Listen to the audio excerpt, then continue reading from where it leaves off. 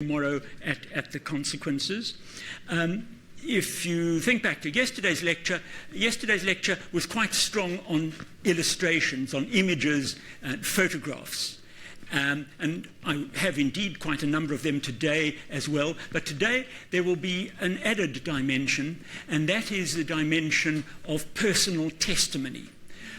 Drawing on interviews which I did nearly 40 years ago with survivors of the flu. And that's, of course, what makes up the contents of this book, which we launched tomorrow at lunchtime.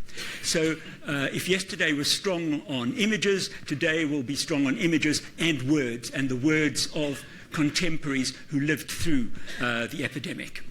This is the direction that I'm going to be taking in this morning's lecture. Firstly, obviously looking at the arrival of the epidemic in South Africa, its transmission to South Africa, and then its spread within South Africa. Then I'll be looking at that very characteristic human response to disaster, blaming. It's them, accusations, finger-pointing. South Africa is almost a world leader in blaming. And then I'll be looking at coping, the various ways in which the community sought to cope with this devastating epidemic. Let me start by giving you, in a sense, in quite stark terms, the parameters of the epidemic in South Africa. 300,000 deaths. That's about 6% of the population dead in 6 weeks. Tens of thousands of wives and husbands turned into widows or widowers virtually overnight. Hundreds of thousands of orphans created almost at a stroke. Those are the bare bones of the statistics of this huge, horrific impact on South Africa in terms of mortality, but also, as I was suggesting in yesterday's lecture, there are a lot of consequences beyond just mortality in terms of the social consequences, orphans, widows, widowers. This epidemic in South Africa raged between September and November 1918. It was known, as I think I mentioned, as Black October by contemporaries. This became the synonym in South Africa for the Spanish flu, Black October. It was quite simply the worst epidemic ever to hit South Africa. It, in terms of intensity, in terms of scope and range, and in terms of its lethal impact. Never before and never since has the subcontinent experienced such a massive, intensive epidemic.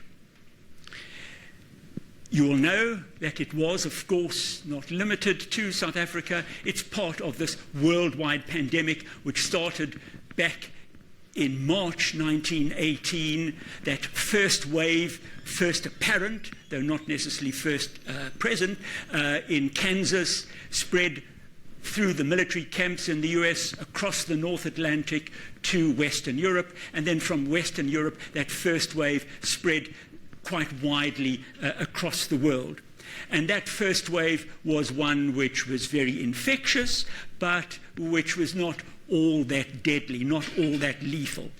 It was the second wave, the one which emerged in August 1918 and spread, which was the big killer. So, trying to track the path by which the epidemic reached South Africa, it seems to have reached South Africa from two directions. And indeed, the consequences of that are very significant, as I will spell out in this lecture. It seems to have been right at the beginning of September that the almost tail end of that first wave, the infectious but not all that deadly wave, reached Durban from troops coming back, South African troops coming back from the Middle East. So it rather appears that almost at the very end of the first wave circling the globe, it reached the southeastern part of South Africa via Durban. And there are reports of an outbreak in Durban, but very characteristically first wave.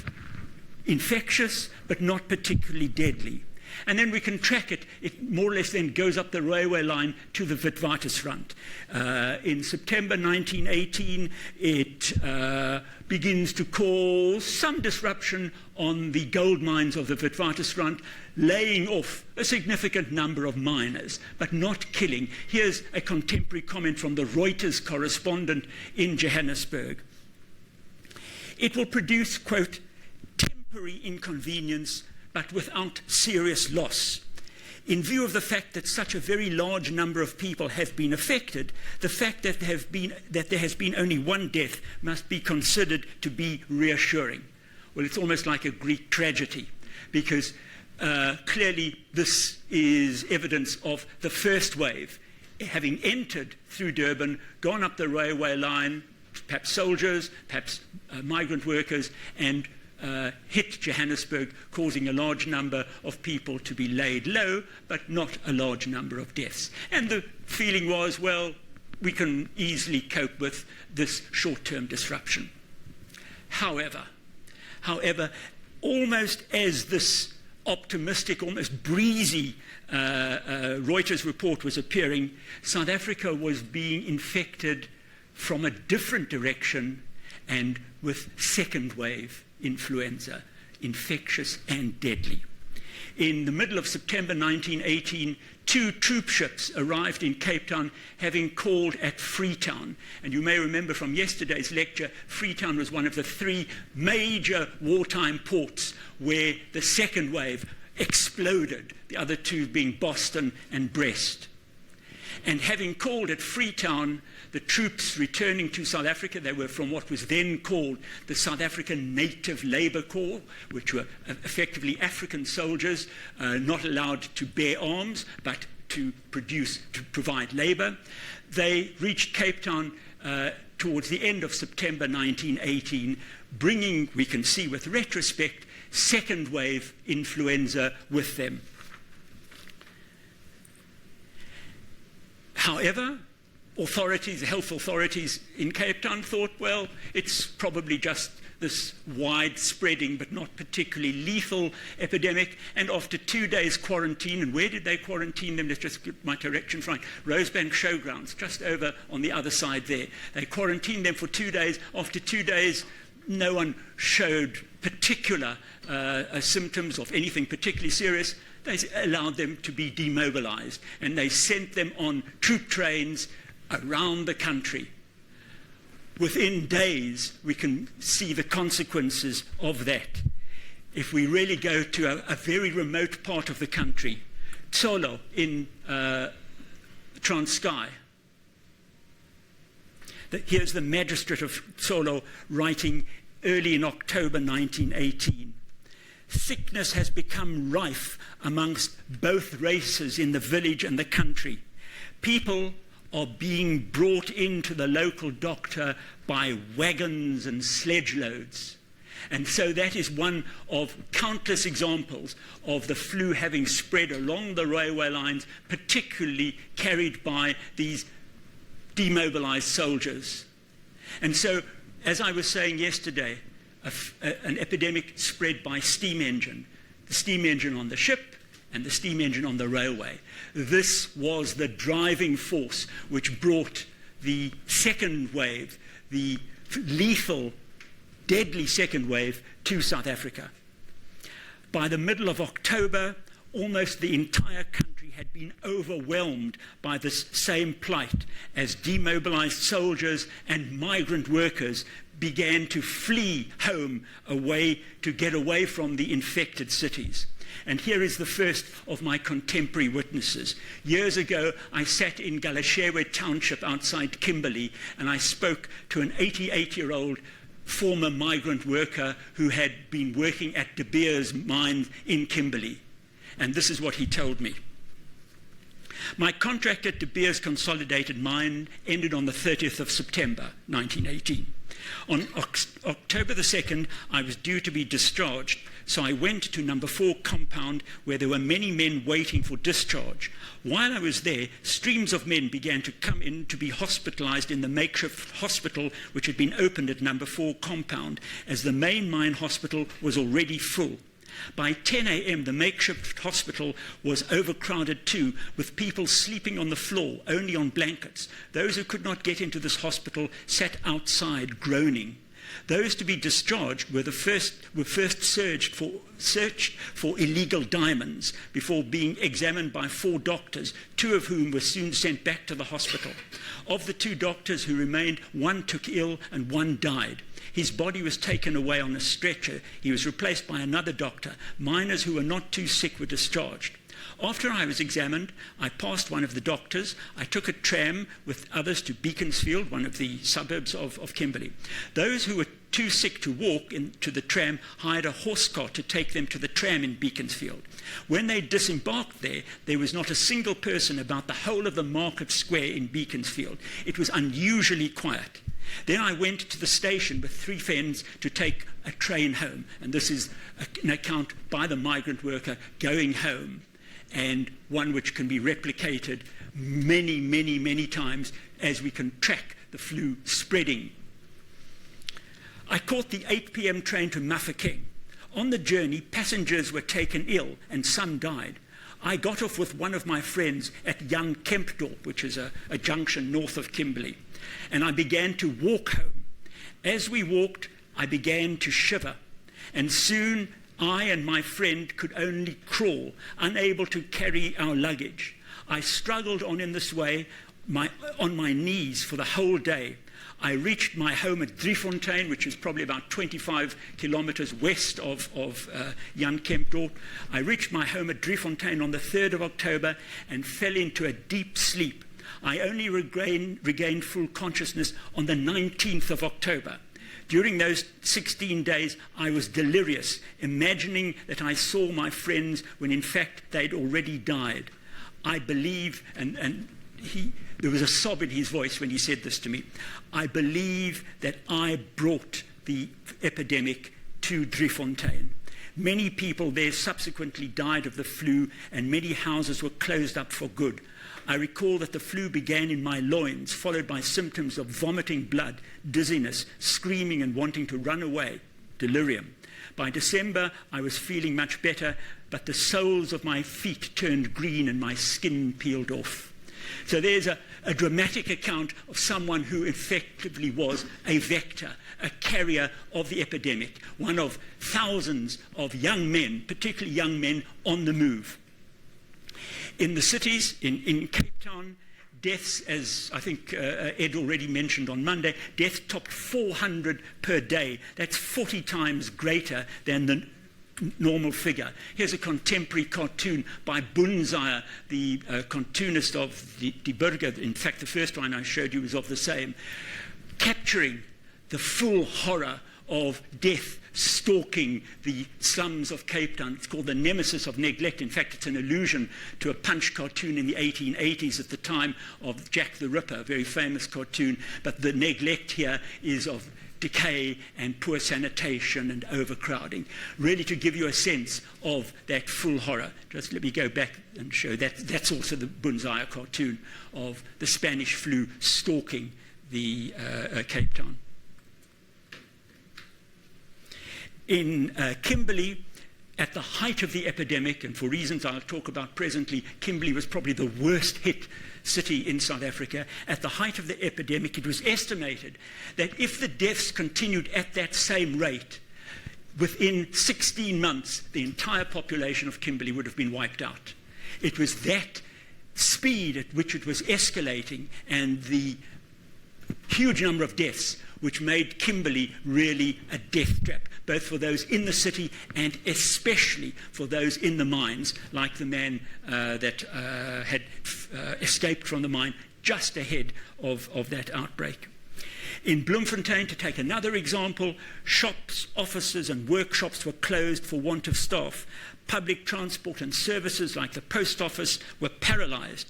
Ailing residents dropped dead in the streets.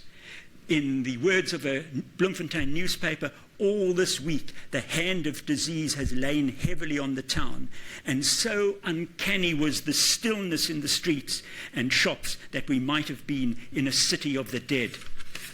And here's my second personal testimony from Bloemfontein.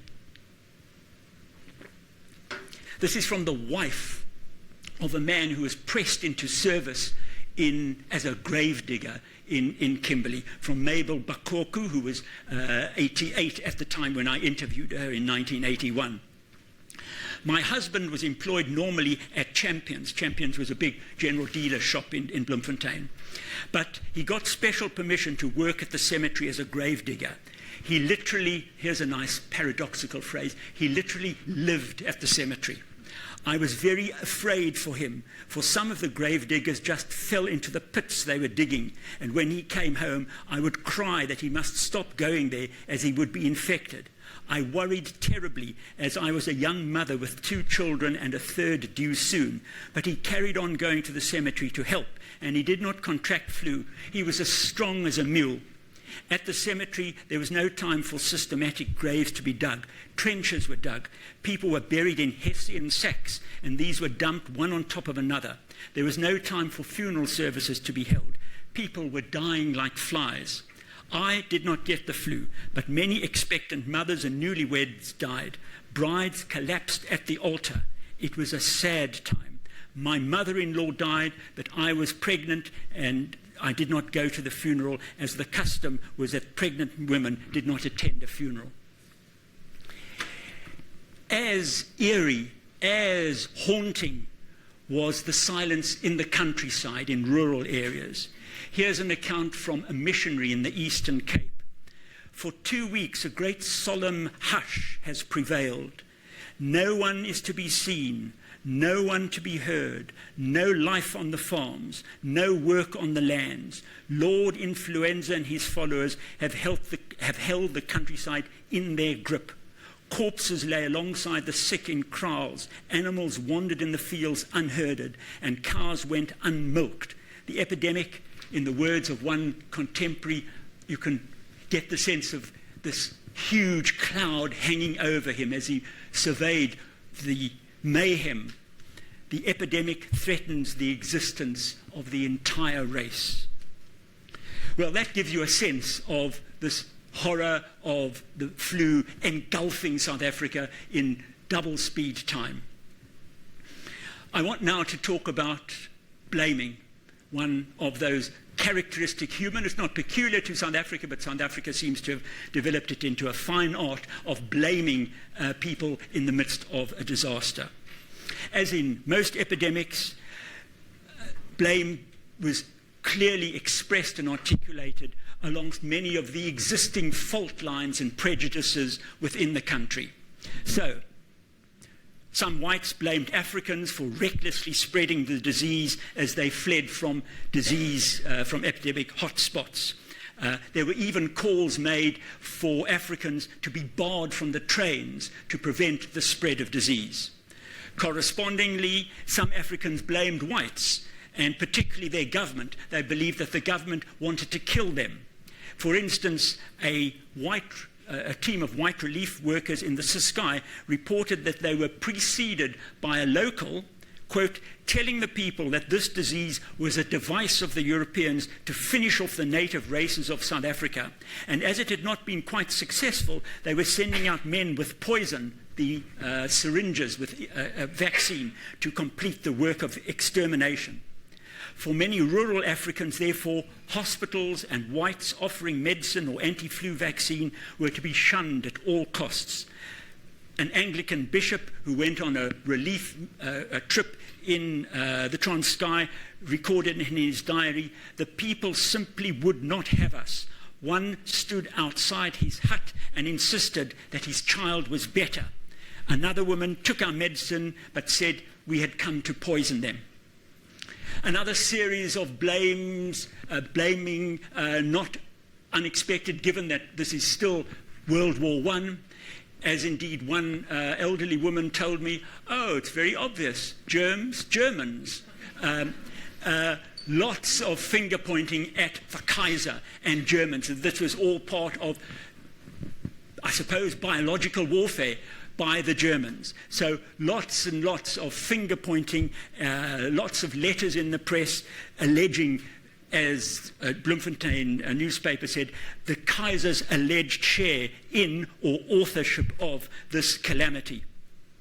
While one doctor insisted that Spanish flu is not an appropriate name. German plague is much more accurate. Moreover, local white politicians didn't miss the opportunity to point fingers at other politicians. The leader of the then National Party, General Herzog, believed that the government of General Botha quite deliberately had let loose the flu, he said, to wipe out his political opponents. Others expressed a view that the flu was a divine warning that we shouldn't interfere in wars conducted outside of our borders. So, not unusually, but very markedly in South Africa, the arrival of the flu opened up all sorts of finger-pointing and blame, which really are evidence of deeper prejudices, deeper sense of the other, which were rife in South Africa then, and perhaps still. I now want to talk about how did South African society cope with this, I think I used the word the other day, this tsunami overwhelming them, the tsunami of the Spanish flu. Well, most obvious was this vision of bodies piling up. You've heard from the grave digger's wife, you've heard from other sources of a rising tide of corpses. Residents of the country's towns and cities were very hard-pressed to cope with this. In Cape Town, municipal carts toured the streets, picking up bodies of people who had died literally while walking. Here is a third. Here is the third account of someone who witnessed exactly this scene in Somerset Road, just at the beginning of Greenpoint in Cape Town. Many of these wagons were known then as Scotch carts. And the Scotch cart is a word which I've heard time and time again. Scotch carts piled high with bodies with a tarpaulin over them. Here's his account. He was an 8-year-old boy when the flu struck. I would run up to the corner of Alfred Street and Somerset Road, where I witnessed something which is very vivid in my mind still. The people all along the road were, to all appearances, I would have taken it, that they were drunk. They were just dropping like ninepins. It must have been just a coincidence that I was there at the time when there was a Scotch cart, or as they called it, a Scotch cart or a dray cart, with two men. They were leading the cart and horse, not driving it from the seat, and it would be bodies. And in it would be bodies. And they would say, here's another one. And they would pick it up and 1, 2, and heave it onto the Scotch cart. At the same time, they would stop for a drink, for brandy, for Picardy brandy. I remember that very well. My father used to get it. And they would have a swig, and suddenly one says, oh, there's someone over there. And I think I might have shouted, Mister, that man's calling for help. And I could see an arm in this pile of bodies trying to get itself out and pull itself out. And they put the corpse up against the wall and put a tag on him or something. I know they did something to his front, and that's all I remember because I was wrenched from the back. I forget who it was, and I got a terrible beating for being out on the streets from my father. That's the kind of image which deeply impressed itself on everyone that I spoke to, of bodies piling up, of streets, Adley Street, as well as many others, strewn with bodies of people who had just collapsed in the street. The office of the cemetery board was besieged by crowds wanting to arrange burials. The morgue attendants, undertakers, and clergymen were swept off their feet by this immense set of demands placed on them. The Anglican Church actually put one of their ministers on permanent duty at Maitland Cemetery. There were so many funerals to take place.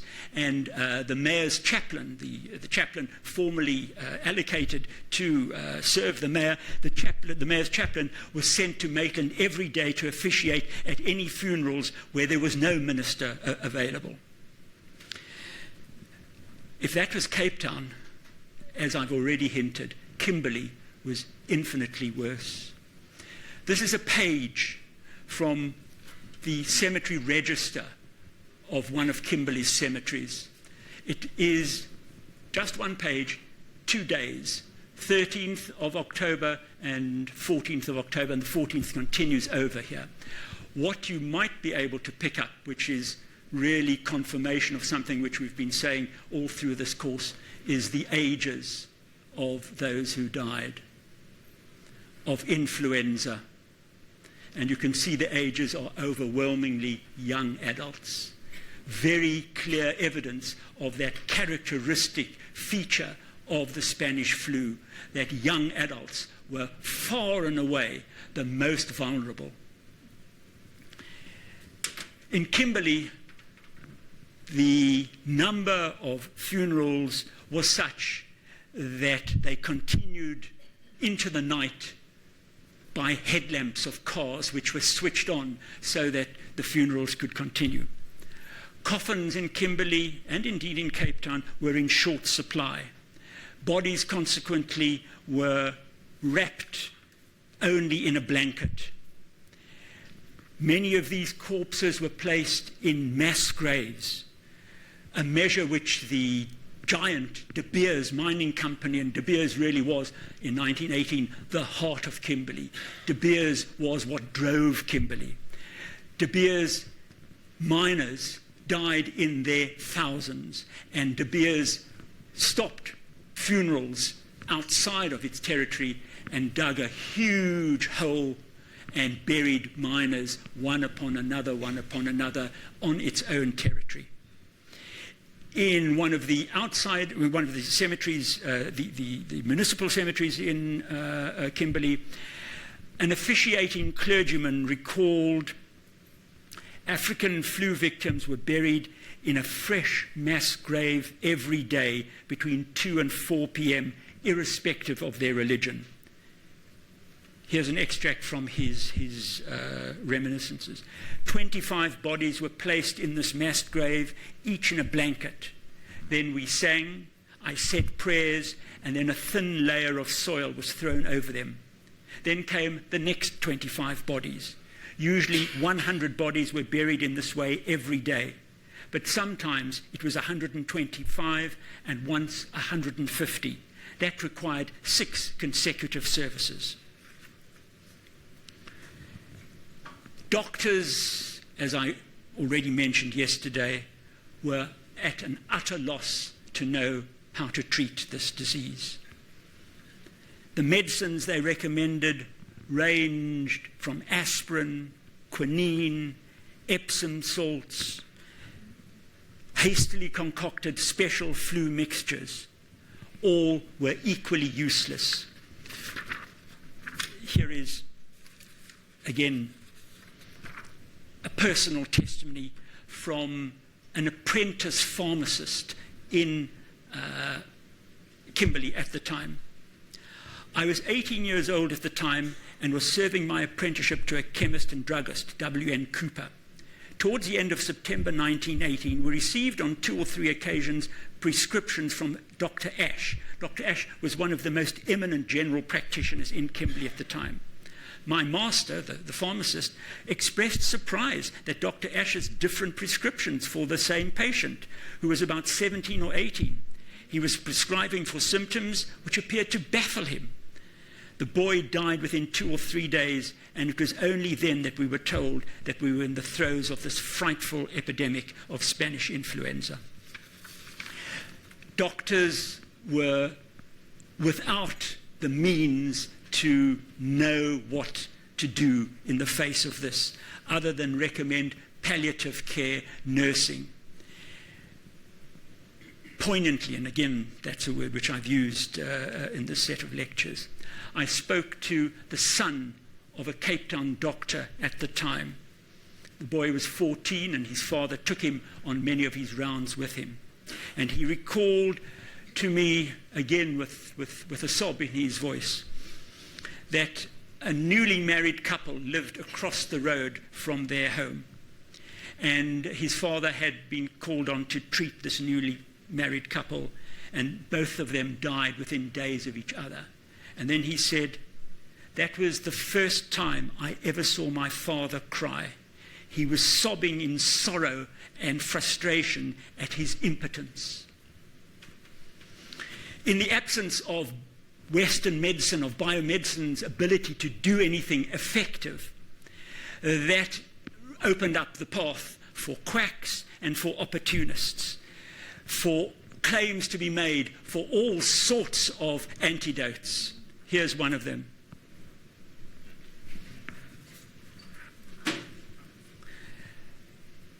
Don't miss a trick, or the makers of Collison's brandy did not miss a trick.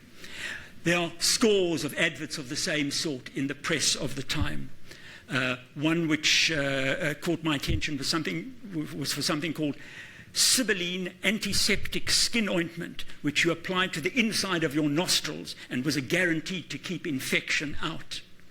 And then this morning, courtesy of Elle and Etheline Lastovica, I had brought into me a bottle of Jay's fluid, which was widely used at the time. This is a bottle from the time, and this indeed is a bottle which may well have held something which the person swigging it down believed would prevent the flu.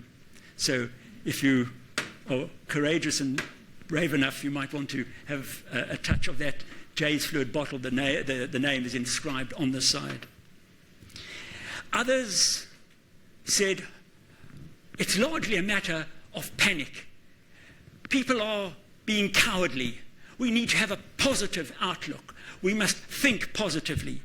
And these young soldiers at Potchefstroom military camp stood in front of the camera, beaming with their little dog, the pet dog, and then across the top of the photograph wrote, "Killing the flu by being cheerful."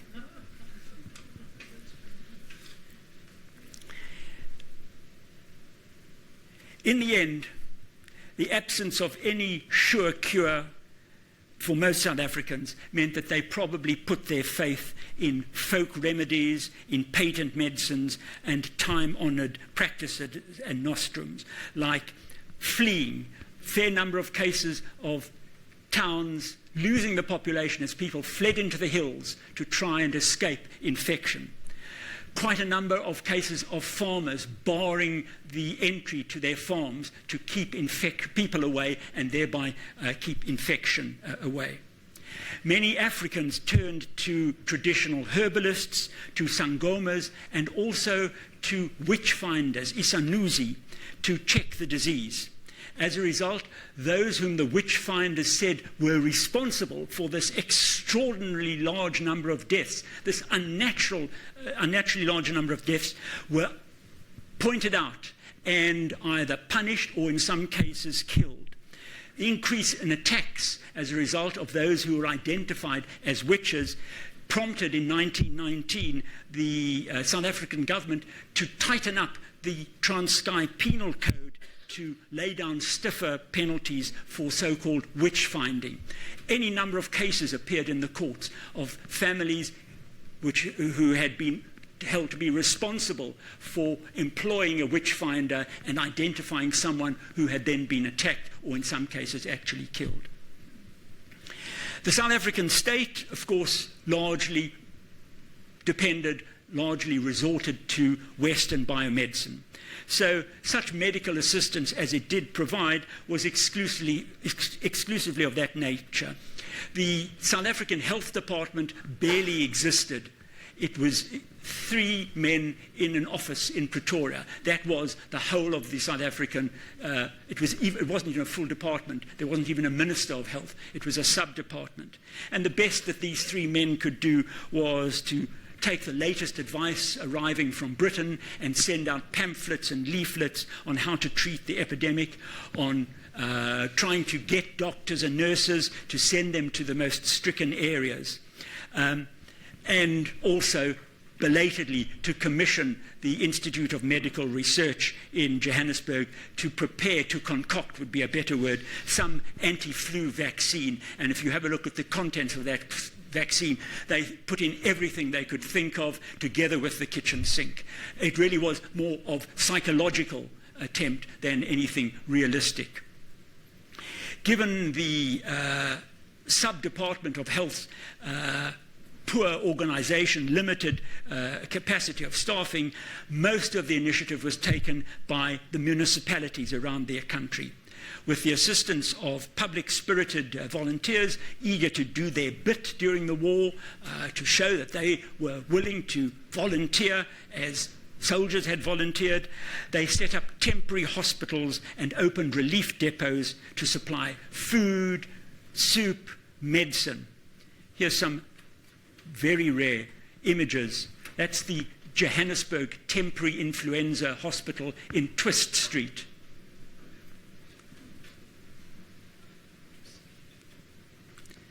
A nurse in that hospital giving a flu patient something to drink.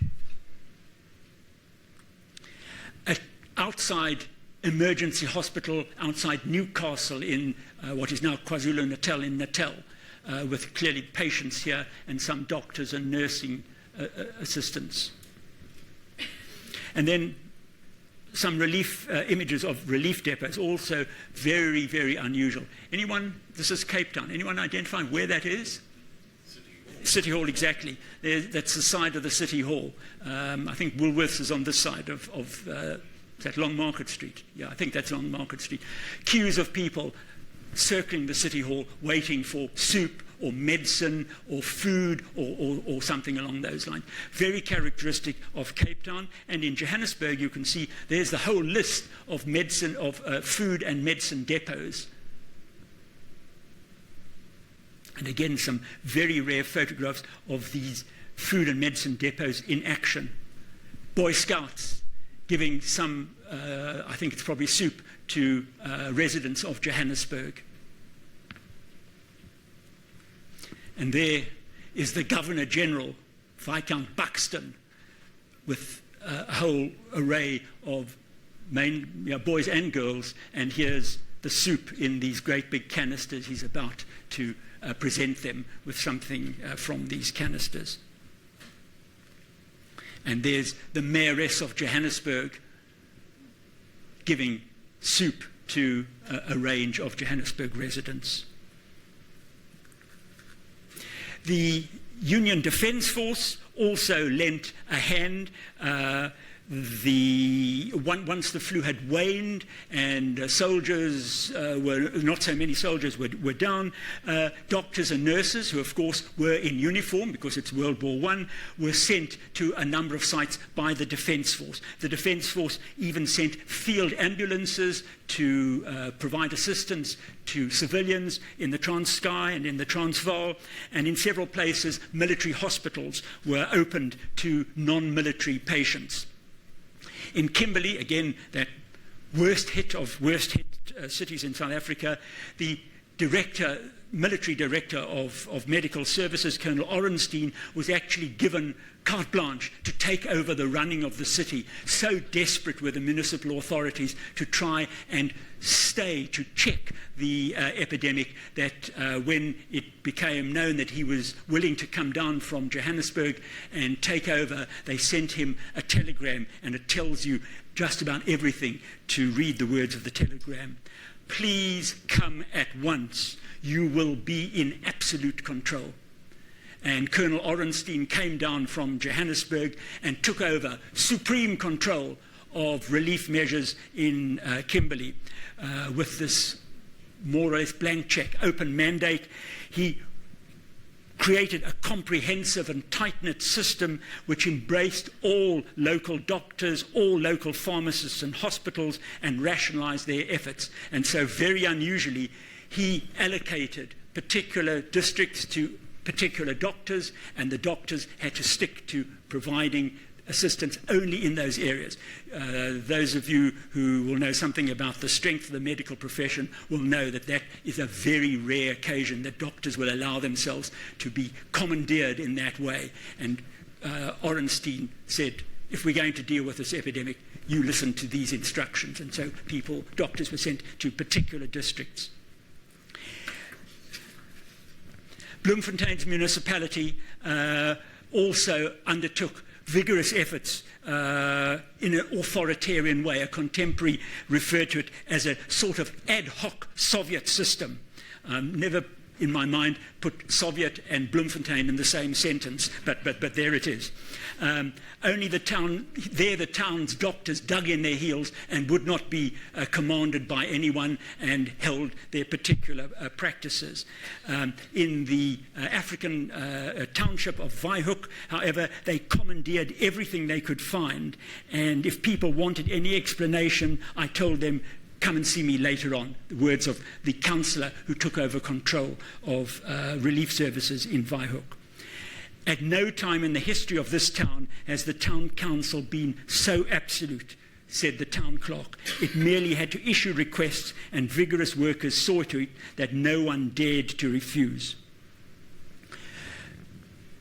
As I indicated yesterday, given the immense speed of the spread of the flu, the very large number of people struck down by it, probably 50 to 60% of South Africa's population contracted the flu. It meant that probably within 3 to 4 weeks, there was no longer a sufficient minimum number of people to carry on the transmission of the flu. Too many had acquired temporary immunity. And so by the time of armistice, the 11th of November 1918, the flu had already ebbed very significantly indeed. But clearly the scars and the wounds which the flu left on individuals, on family life, were very deep indeed. Here are two contemporary accounts of the sense of relief from people who were alive at the time. A man who was 14 at the time in Cape Town. I remember at last the cloth settled on Table Mountain, and the blessed southeaster raged, carrying with it the cursed germs. No longer did people die. Few homes escaped the dreadful scourge. And as a chorister in our little Anglican church, we sang a praise of thanksgiving to mark the end of the Spanish flu epidemic of 1918. And then in Bloemfontein, a woman who was 17 at the time related to me, all I can remember of Armistice Day is that I was visiting a sick friend who was still in bed, and the fire engine, with Firemaster Savage at the wheel, went hooting and tooting around the streets in joyful proclamation. Whether there were other celebrations, I really do not know. I think Bloemfontein was still licking its wounds, so to speak. And so by November 1918, the flu was well on the wane in South Africa. It did reoccur in 1919 in a third wave, a wave which very possibly claimed the life of South Africa's first Prime Minister, Louis Botha, who died after 3 days, very telling, 3 days from flu in August 1919. That was the third wave. But having had such widespread range during the second wave, there was a relatively small number of people who were not immune in 1919, and so that third wave was not very widespread. But it very, very probably claimed the life of Louis Botha. At that point, I will stop, and tomorrow look at the consequences after I've tried to make some sense of why it was so disastrous in South Africa, the third worst hit country in the world. After Western Samoa, 23% of the population died. After India, about 7%. South Africa, about 6%. There's the question which tomorrow I will seek to address. Thank you very much.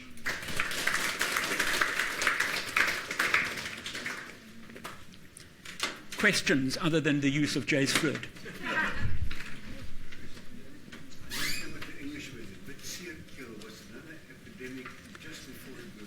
The question is Witseerkeel. That's, I think, diphtheria.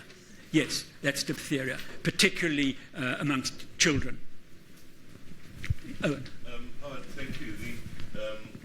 I had not figured in the second tragic identification with Rosebank Showgrounds in the demobbing on returning troops there. Two questions attached to that. Troops coming in via West Africa, South African Native Labour contingent, were they infected in France? No, in Freetown. In Freetown? Freetown was an... and the carrier there, the crewman of West Africa? No, it was brought to Freetown by Royal Navy ship from Portsmouth. Okay. It arrived in Freetown. No restrictions, dare not interfere with military or naval operations, and so the colliers at Freetown, free access to the ship, yes. People from the ship, free access to Freetown. Okay. And then this ludicrous safety precaution of 2 days at Rosebank Showgrounds and you're on your way. Obviously people infected, becoming ill as they disperse. Any evidence of a particular outbreak in the close-by neighbourhood of Rosebank Showgrounds? Not in Rosebank Showgrounds, but in District 6 and amongst stevedores in the harbour. So you can almost see where the sneezes and coughs from the infected men were likely to infect. Harbour workers, and apparently the quarantine was not all that tight. Okay. And then if I may, just another brief question. Almost the German-East Africa theatre of war, almost all of the fatalities there were from death and disease, mainly as a result of the conditions of that tropical theatre. But so many people died very late in the war. Was that as a result of flu as well? Yes, it comes in through Mombasa. Coming through Mombasa and demobbing through Maitland. You can, in the same way as you can follow the railway line as the path that the vectors in South Africa, you can follow it exactly into what is now Malawi, Nyasaland, into Tanganyika as those troops were demobilized. Okay. Because we picked up quite a large group of South African Native Labour contingent from East Africa, demobbed at Maitland and interburied at Voltemade.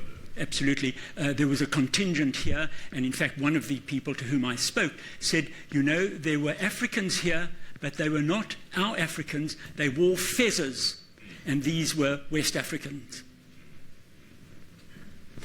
Yeah. One thing that worried me after I read your book was I wondered how many people had been buried alive. Because if people went round in a cart merely picking up people lying around, they could well have been unconscious, not dead at all. Statistics I cannot give you, but there are several accounts from people to whom I spoke of exactly that happening. A number of people almost, well, the one which is in my mind is from a man who said there was a funeral procession along the main road in Mowbray of a Muslim who had died, and as they were carrying this along, they heard from inside the coffin, and they dropped the coffin and ran, and that was someone who had somehow become conscious and was desperate to escape, and did. And there are several such cases, tales. Yeah. One that you illustrate in the book was a woman whose husband had been buried and who later appeared in her kitchen.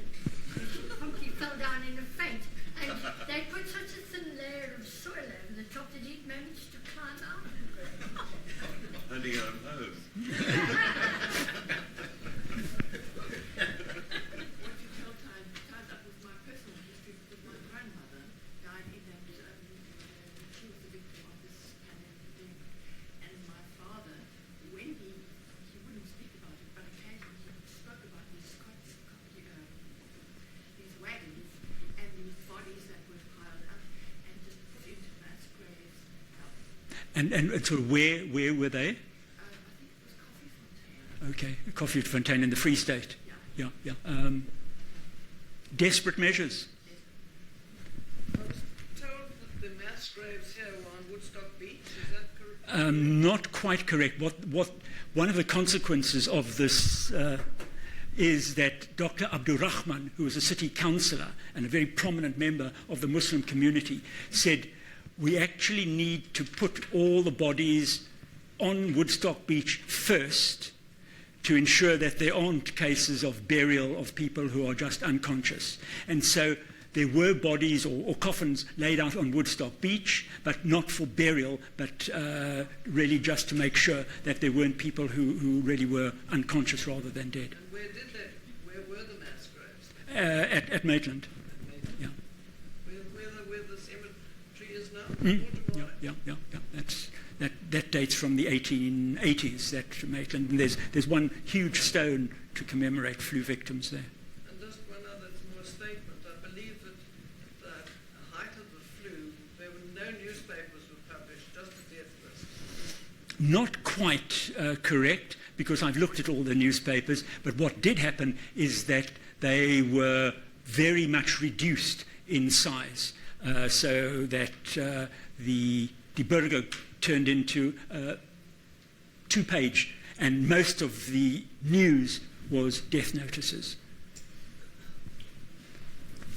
In the light of people blaming Germany for being German flu, how badly was Germany affected? The question is, how badly was Germany affected? Germany had first wave epidemic, which gave a degree of immunity to those who contracted it. So that, like most of Europe and indeed North America, it was bad, but nothing like as bad as somewhere like South Africa, which largely, except for Durban and the Witwatersrand, was exposed for the first time to second wave. So it's probably of the order of about 1% mortality in Germany. Here we're dealing with something of the order of 6%. In India, it must be incredible because they've got a huge population as well.